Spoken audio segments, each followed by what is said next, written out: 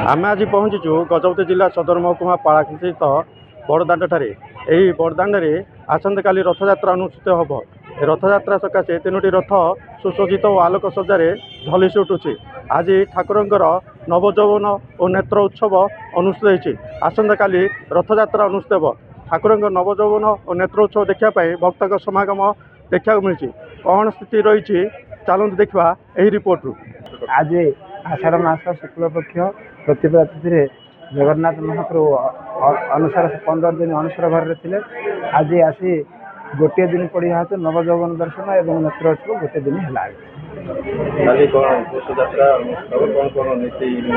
काली की शुक्लपक्ष द्वितीय तिथि श्रीगुंडीचा यात्रा हम। यही दिन सका भोर कबाट पिटी सूर्य पूजा और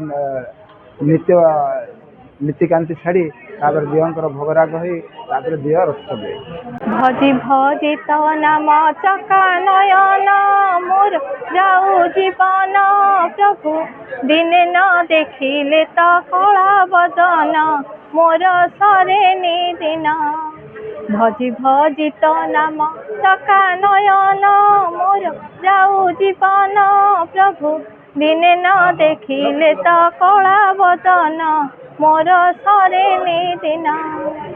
एही पराण बिकी देछि तोते मोहरी हानि लाभ सबु तो हाते गलार माली मोर रंकुणी धन पर करिबु नाही तते मोराण मोर जीव जीवन।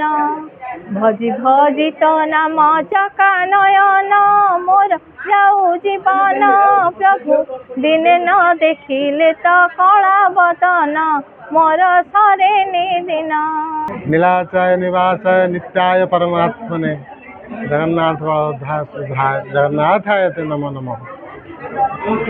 आपण माने जानती जे देवस्नान पूर्णिमा रे जो बलियार भुज 108 गड़ु जल स्नान करि तापरे श्रीअंगरे तांकर बाधा आसी थाए एवं ता परदिन ठारू से अणसर घर रे विजय करथांती।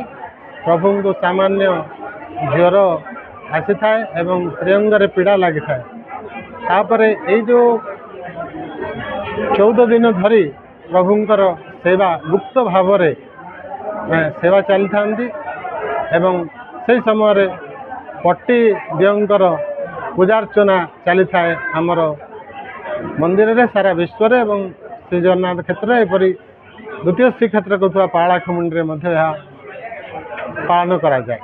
सबुदिन आसवा भक्त तो नुह एत बड़ ये ना गोटे माने प्रत्येक दिन आम आसू जगन्नाथ दर्शन पे।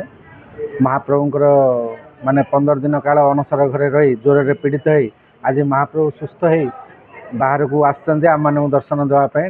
महाप्रभुंकर दिव्य नवजौवन दर्शन संध्या बेश दर्शन आरती दर्शन सब सरला। प्रबल जनसमागम गहली होता। आज सब महाप्रभु विभिन्न प्रकार चेरमूली औषध मोदक ये सब खाई महाप्रभु सुस्थ हो आम मान दर्शन देले। आज दिव्य नवजौवन दर्शन रे बहुत जनसमागम हो माने बहुत आनंद रे भक्त माने दर्शन करके गले समस्ते।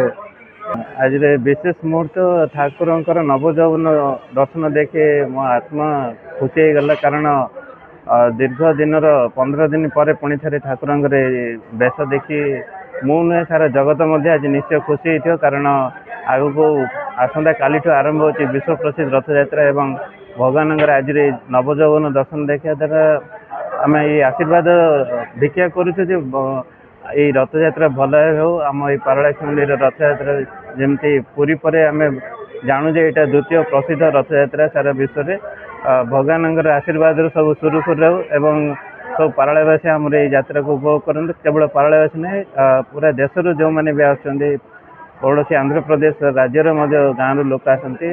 Gajapati Vivekananda Behera reporters today.